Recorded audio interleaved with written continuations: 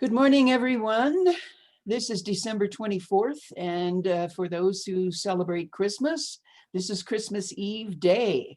And I am so pleased to be here with my dear friend, Andrew Harvey. We'd like to talk to you a little bit about the season, our book, Radical Regeneration, and whatever comes to us. Good morning, Andrew. I think we'd like to talk most about birth, about Yes. season of birth and what that really means to us now. Yes. What is obviously a season of massive, painful, horrifying death. The invisible fields of corpses of this terrifying pandemic. Right. That is the question, isn't it?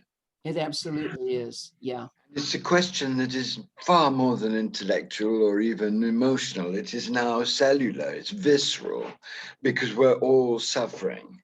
And we're all suffering from multiple crises exploding at the same time.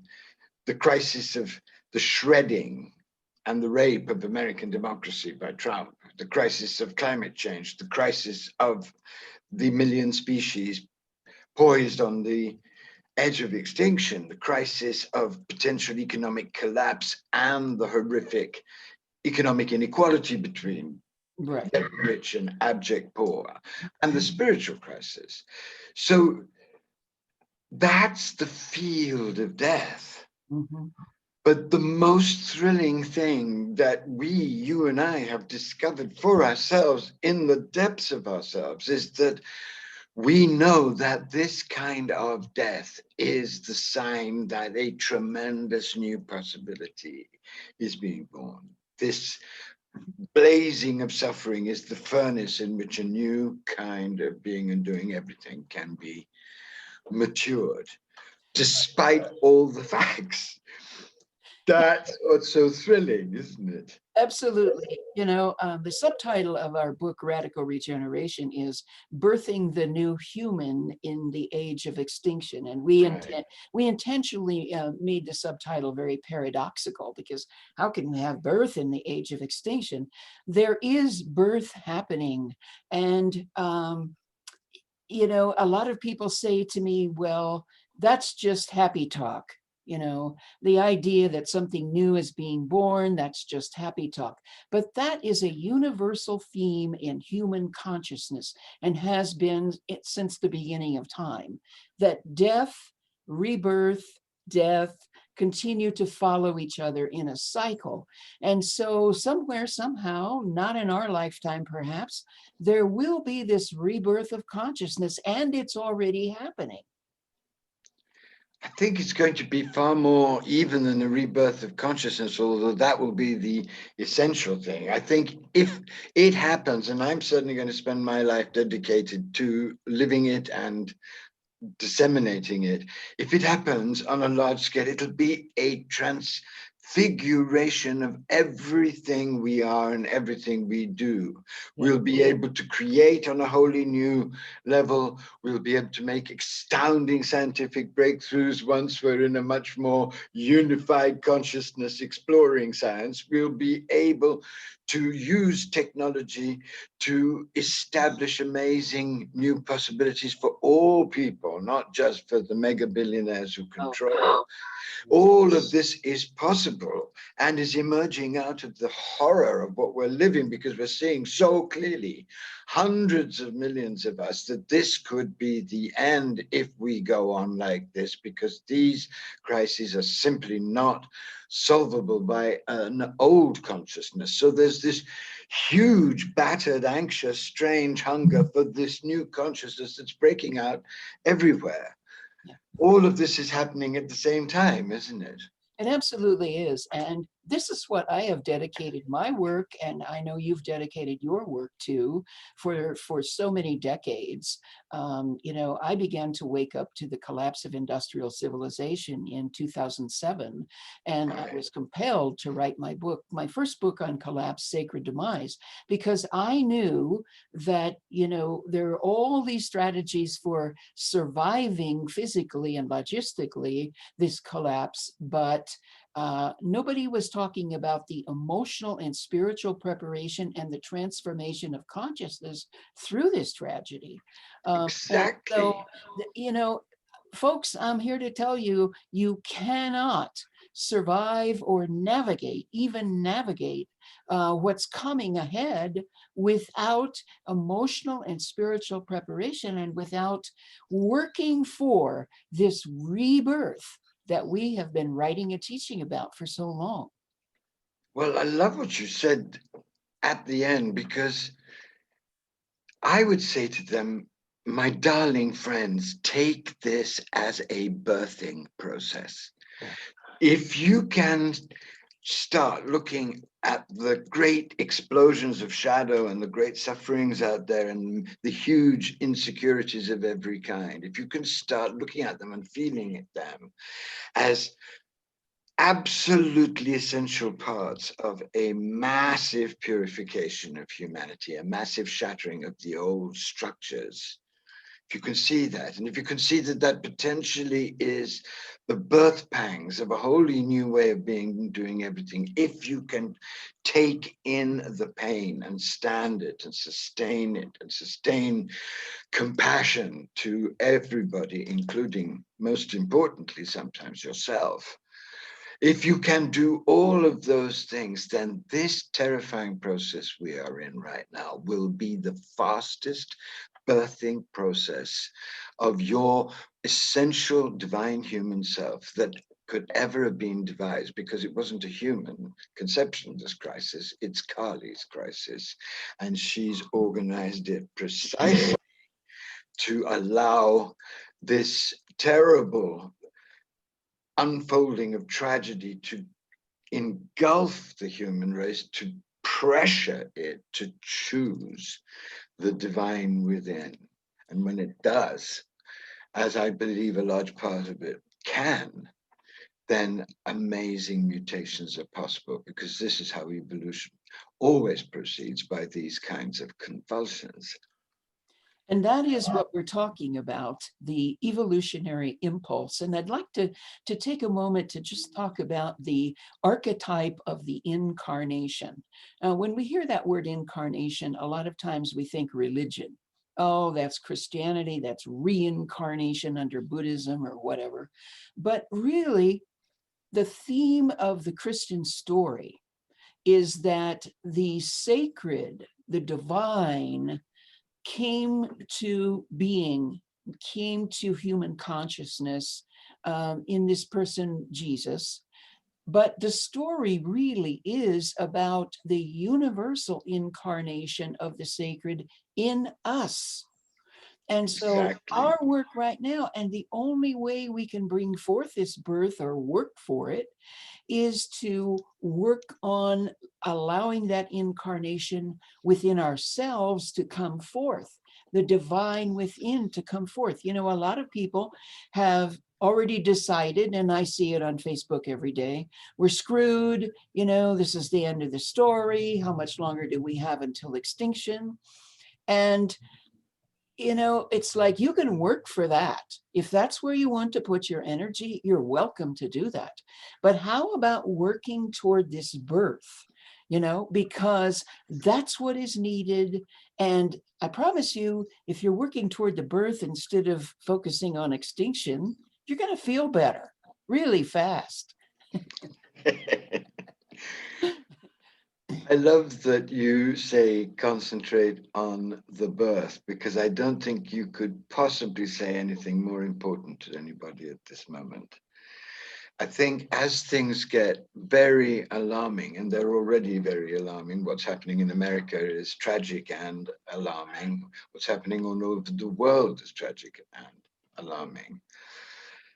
As they get more alarming, you will crave meaning at a much deeper level than you have ever imagined. You will want to know viscerally what all your suffering could potentially be for. That is the most important thing to know. it isn't, the most important thing in life is not food or fame or success or any of that. The most important thing in life, I have found, is to know that your intense and sometimes terrifying suffering has real meaning. And I can say that it has. And that is what serving the birth gives you. And I just would love to share with you what happened when I went back to see my great teacher, Father B. Griffiths, who I'd made a film with about his life, and went back because I'd heard that he was extremely sick. In fact, he was dying. And I spent 2 astounding weeks by his bedside, nursing him in his dying. Mm. He died for 5 months. It was a strange and miraculous, strange mystery. But one night he sat up and he started saying the same 4 words, pointing to the presence in the doorway. Obviously for him, he was seeing the Christ. He was in a state of ecstasy. And he kept saying these words: serve the growing Christ, serve the growing Christ, serve the growing Christ. And I knew B didn't think of the Christ as just Christian. He knew it to be the great love force of the universe, this vast divine passion force that incarnates in Jesus, and Jesus's journey is a universal mystical force. So what he was saying when he was saying serve the growing Christ is that we need, in a time of the death, when this whole evolutionary leap is possible, we need to serve the growing Christ in us, this growing divine consciousness in us. We need to serve it in other people by revering them as growing Christs in this huge evolutionary, growing new beings in this new evolutionary leap, serve the birth of the new institutions, the new ways of protest, the new creations, the new breakthroughs in science, the new policies in agriculture and economics that could serve the birth. Right. And that's how we live in a great, terrible breakdown and thrive in the deepest part of ourselves, because we've given our lives to the ultimate meaning of the crisis as revealed by the great ecstatic evolutionary mystics. And, it's not enough to just serve the Christ within ourselves. Oh no. Serve the Christ in the homeless person. Right. Serve the Christ in the African American person who's been illegally stopped for a non-existent traffic offense. Serve the Christ in the prisoner. Serve the Christ in the healthcare worker who is beyond exhaustion trying to help people who are dying of COVID. Serve the Christ in everyone and everything, the Christ in animals, Oh, yes. the Christ in nature. That's the incarnation. Exactly.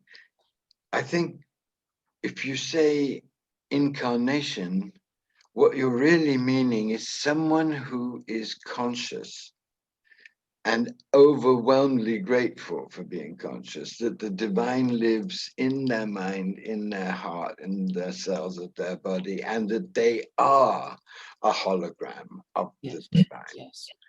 And this is the ultimate realization, kept as a secret at the heart of all of the mystical systems, because at the heart of all of the mystical systems is announcement of a stupendous birth that I indeed celebrate on Christmas, because Jesus is such a supreme pioneer of that birth, the birth of a divine embodied humanity, as being the ultimate purpose of this very bizarre and terrible and frightening evolutionary journey we as a race have been on.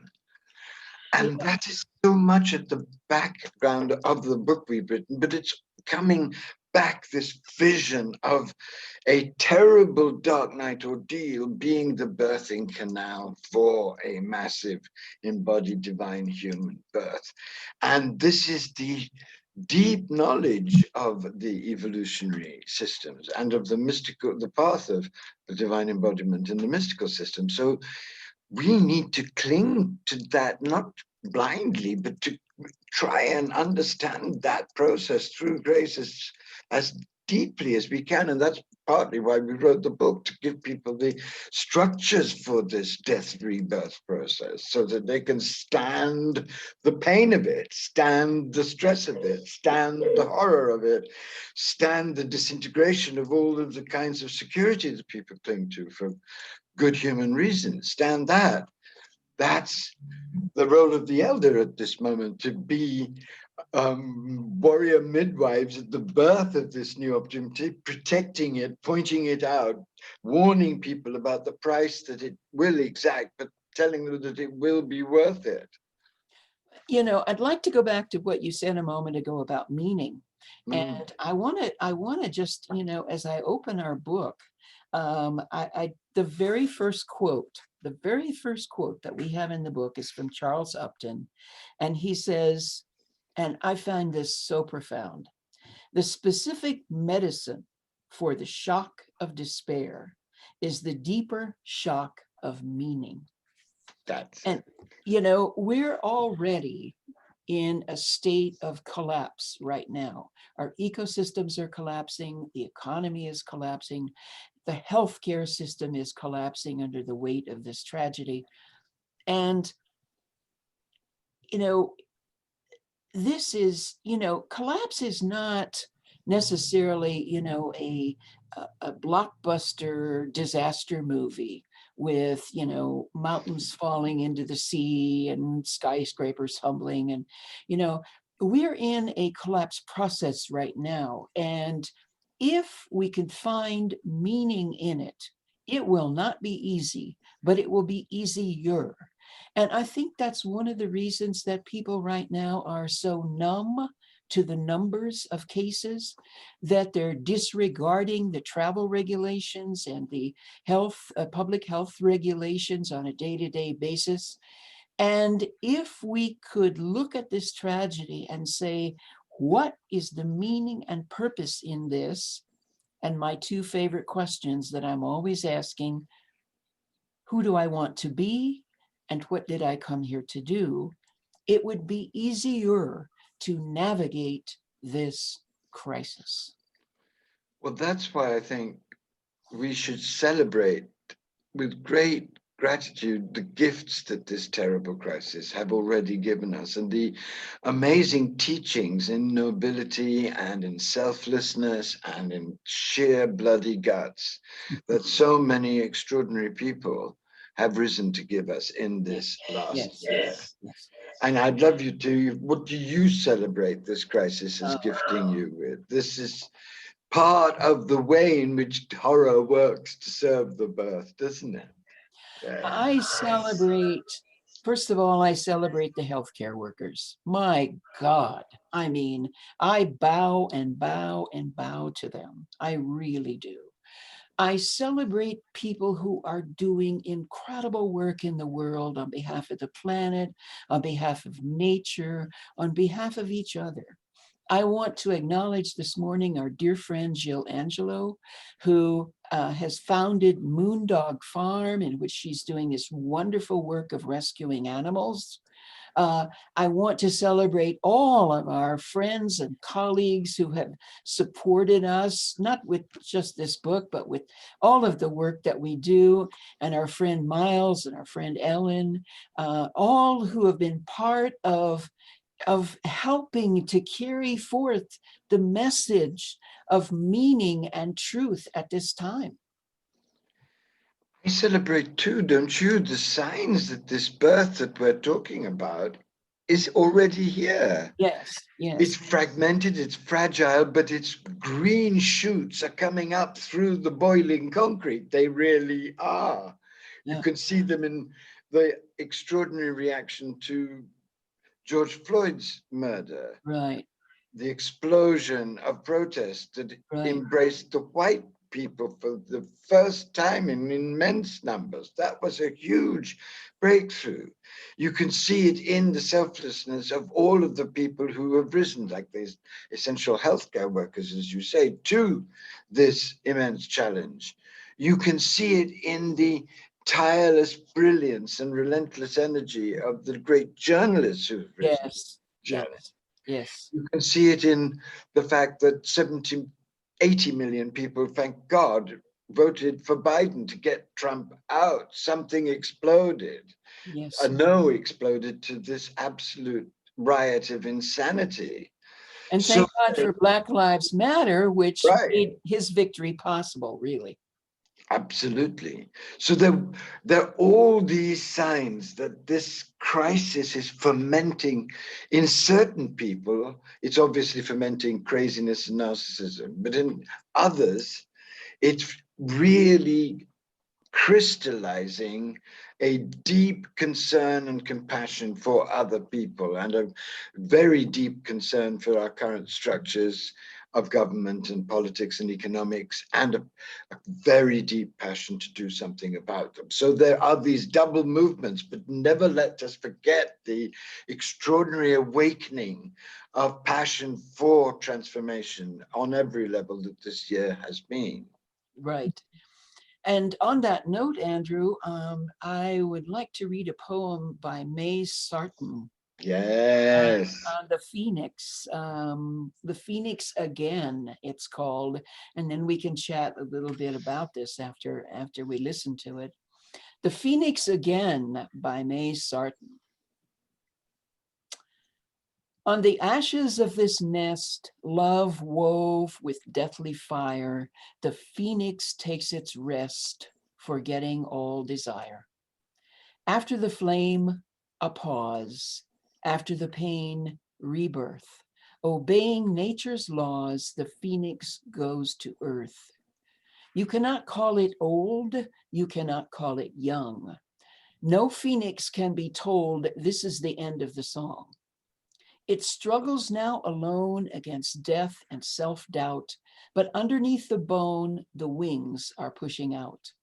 And one cold, starry night, whatever your belief, the phoenix will take flight over the seas of grief, to sing her thrilling song to stars and waves and sky, for neither old nor young, the phoenix does not die. What a beautiful poem, so timely for this moment. Because this is a phoenix moment, isn't it? There is a, I don't know if you know the myth of the phoenix, everybody out there, but the myth of the phoenix is that this great mythical bird, every so-called 500 years, builds this pyre, this huge pyre of wood, and immolates herself on it. And out of the ashes of the old phoenix, a new phoenix rises, resplendent. And I think Carolyn and I both believe that we are at this phoenix moment. It's either the phoenix or it's annihilation. That's where we've come to. We've come to a crisis which is not going to go away, it's going to get worse, and going to press us into birthing the phoenix, the next level of our divine humanity. And if we cannot, then there will be no world, because we've reached the brink of our most suicidal self-destructiveness. It's terrifying, actually. And whatever the outcome, Mm. you see, this is the new definition of hope. It doesn't depend on outcome. Right. Whatever the outcome, we have been recognizing, experiencing, and sharing the divine incarnation within. And that is what this season is all about. Whatever the outcome, we have been on the earth, and we've been on the earth in one of its most agonizing, perhaps its maddest period of all. We've been trying to do whatever we can to birth a new reality. So whatever happens, if you align yourself with essential meaning, and if you align yourself with the revelation that all the great traditions know, that there is a birth of a divine humanity possible. And if you do the practices to experience that, and if you start working humbly in the world to serve others as a sacred activist, then this most frightening of periods can be one in which you birth yourself into a wholly new level of truth. You collaborate with the great evolutionary will to be born, and you are born, and your life is flooded with revelation and joy, even as the world burns. Yes. This is true. Absolutely, absolutely. And as we celebrate with joy, we also serve. We also give some of what, we have been gifted to all living beings. Andrew. That was lovely, my darling. Thank you so much. Happy Christmas, everybody. Well, happy Christmas. Good birthing time, and bless all the signs of the birth that have already appeared to you in your hearts. Absolutely. And keep your birth eyes open. Don't just dwell on the horror. There'll be enough of that, but keep your eyes open for the extraordinary new shoots, and do whatever you can to help and protect and nourish them. So, Andrew, from elder to elder. Yes, my darling. Happy Christmas, and happy Christmas, and a meaningful 2021. And back to you, sweetheart. Thank you so much.